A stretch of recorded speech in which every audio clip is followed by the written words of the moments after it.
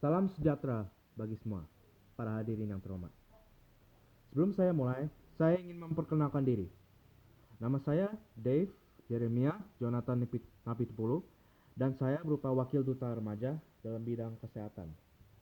Tujuan dari pidato ini untuk meningkatkan persepsi masyarakat terhadap bahayanya virus corona. Pertama-tama, saya ingin juga mengucapkan puji syukur kepada Tuhan atas kesempatan yang diberikan hari ini. Jadi, pada masa ini, kita semua tahu seluruh dunia mengalami pandemik yang sangat fatal bagi kehidupan kita sehari-hari, yaitu dalam bentuk virus corona atau nama lainnya COVID-19 yang berasal dari Wuhan, China. Virus ini mulai pada Desember 2019 yang lalu, dan sekarang virusnya menyebar ke seluruh dunia. Pada bulan Februari yang lalu, Indonesia akhirnya juga mendapat kasus penyebaran virus corona.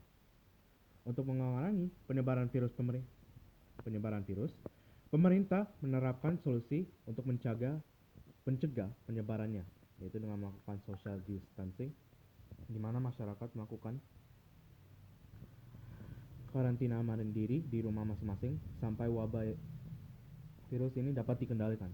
Namun ada beberapa warga masyarakat yang melarang aksi pemerintah dan pergi keluar rumah. Ini merupakan salah satu masalah yang muncul akibat karantina dan akibat penyebaran corona yang terjadi di Indonesia. Sebelum saya akan memulai dengan memberikan timeline tentang virus ini. Virus mulai mengefek hidup rakyat Indonesia pada bulan Maret lalu saat pemerintah secara resmi menerapkan rencana social distancing dengan bentuk karantina di rumah masing-masing dan mengajak rakyat untuk bekerja dan bersekolah di rumah melalui sarana video call dan meningkatkan pengetahuan warga untuk menjaga kebersihan dengan mencuci tangan dan memakai masker serta menggunakan hand sanitizer. Pertama-tama, kelihatannya rencana yang diterapkan kelihatannya mudah untuk diikuti dan diterapkan oleh masyarakat. Namun muncul beberapa kasus di mana warga melanggar aturan ini dan pergi keluar.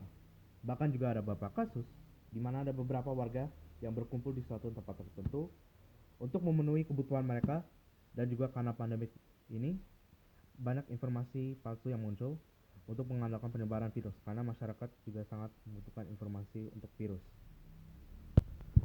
Salah satu alasan kenapa hal ini bisa terjadi sebab karena tidak semua warga memiliki sarana pekerjaan yang dapat mencukupi kebutuhan sehari-harinya di rumah, sehingga akhirnya mereka terpaksa untuk pergi keluar dan berdagang.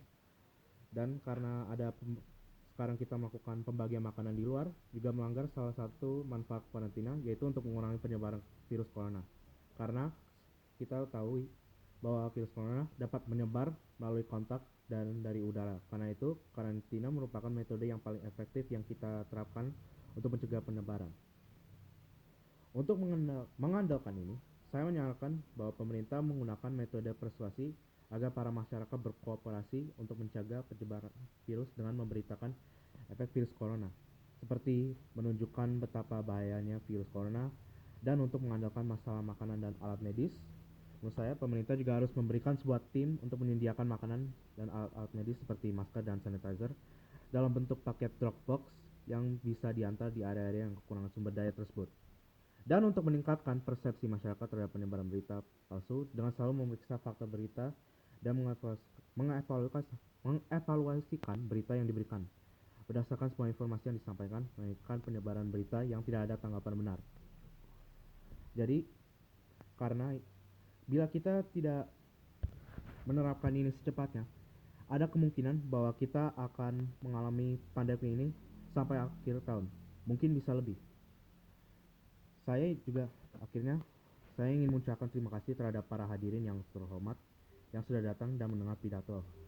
Akhirnya saya ingin juga mengucapkan bahwa selama pandemi ini berjalan, marilah kita bergabung setiap warga negara Indonesia dan bantulah sesama rakyat dalam masa ini.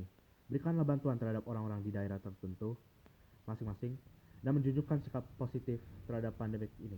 Dan bila kita mengikuti dan membantu sesama dalam krisis ini, saya percaya bahwa pandemik di Indonesia akan berakhir.